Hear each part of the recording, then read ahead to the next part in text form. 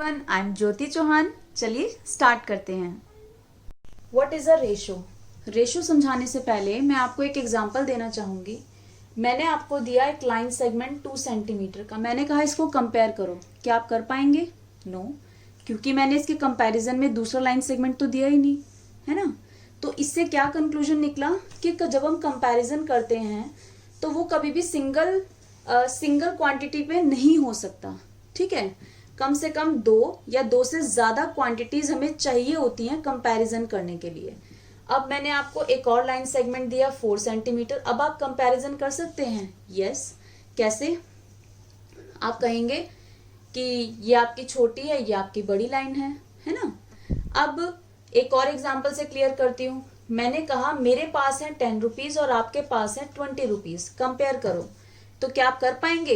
Yes, आप कहेंगे कि मैम हमारे पास जो है वो आपसे डबल मनी है ना। या आप ये कहेंगे कि मैम आपके पास हमारे कंपैरिजन में आधे रुपीज हैं, है ना। तो ये जो कंपैरिजन जो आपने किया, इसी कंपैरिजन को बोलते हैं रेशो। ठीक है, इसको हम कैसे शो करते हैं? इन 2 डॉट्स से शो करते हैं, और इस 2 डॉट्स का मतलब है इस 2। ठीक है, या आप इसको बोल सकते हैं रेशो ऑफ 10:20। ओके, अब जिस चीज को हमें कंपेयर करना पड़ता है उसको रखते हैं हम न्यूमरेटर में, और जिससे कंपेयर करना होता है उसे रखते हैं डिनोमिनेटर में। इसका मतलब है, मैंने कहा आप मेरे पैसों को कंपेयर करिए अपने पैसों से। तो मेरे पैसों को कंपेयर करना है तो मेरे पैसे रखे आपने न्यूमरेटर में, अपने पैसे रखे आपने डिनोमिनेटर में।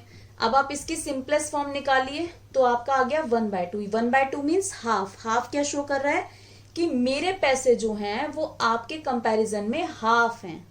ओके, अगर मैं आपसे ये कहती हूं कि आप अपने पैसों को कंपेयर करिए मेरे पैसों से, तो आप अपने पैसे रखेंगे न्यूमरेटर में, और मेरे पैसों से कंपेयर करना है उसको रखेंगे डिनोमिनेटर में। अब आप इसकी सिंपलेस्ट फॉर्म निकालेंगे तो आ गया आपका 2। तो ये 2 क्या शो कर रहा है? कि आपके पास जो है वो मेरे पैसों के कंपैरिजन में 2 टाइम्स यानी दुगने पैसे हैं आपके पास। ओके, तो ये जो आपने निकाला this is called ratio.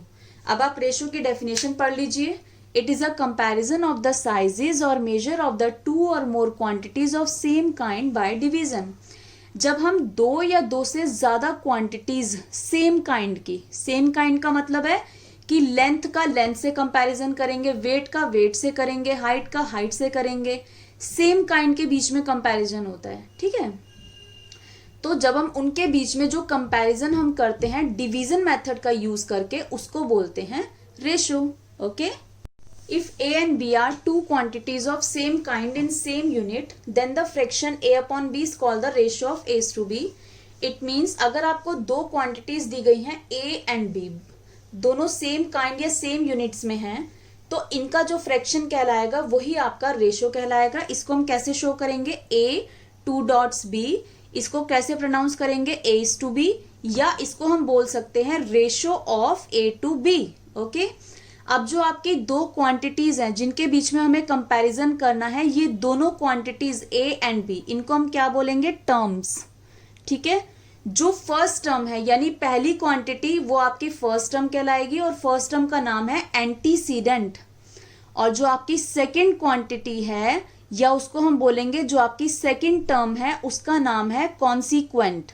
Okay, अगर मैं एग्जांपल से बताऊं तो ₹10 एंड ₹20 के बीच में अगर मैं आपको कंपेयर करने के लिए बोलूं, तो ये जो 2 चीजें, 2 क्वांटिटी जिनके बीच में हमें कंपैरिजन करना है या रेशो निकालना है, ये दोनों कहलाएंगी terms. These are terms.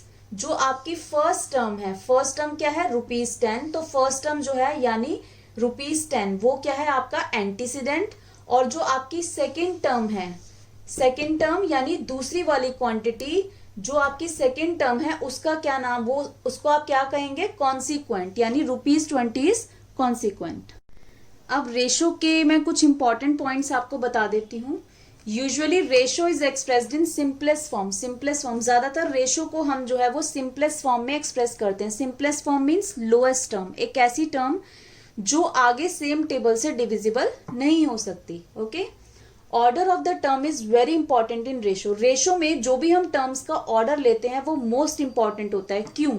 Example से समझते हैं। अगर मैंने लिखा 1:2, तो हम इसे जब रेशो निकालेंगे तो 1 आपका पहले है, 1 ऊपर आएगा, 2 आपका बाद में 2 नीचे आएगा। तो इसको आप जब सॉल्व करेंगे तो ये लोएस्ट टर्म है, तो 1/2 इसका आंसर है। 1/2 मीन्स हाफ। अगर हम ऑर्डर चेंज कर दें, मीन्स 2 आपका पहले ले लिया और 1 बाद में, तो जब हमने इसका रेशो निकाला 2 पहले आया तो 2 ऊपर आया और 1 बाद में, तो 1 आपका नीचे आया। जब आपने इसको सॉल्व किया तो आंसर आया 2। तो जो आपका रेशो निकल के आया वो आपका डिफरेंट हो गया। इसलिए हम टर्म्स का जो भी ऑर्डर लेंगे वो मोस्ट इंपॉर्टेंट होता है, क्योंकि उससे जो रेशो निकलता है वो बिल्कुल डिफरेंट निकलता है। ऑर्डर चेंज करने पर जो हमारा रेशो होता है वो आपका चेंज हो जाता है, इसीलिए। Okay, ratio has no units. Ratio का जो भी आप रेशो निकालते हैं उसमें किसी भी यूनिट का यूज नहीं करेंगे।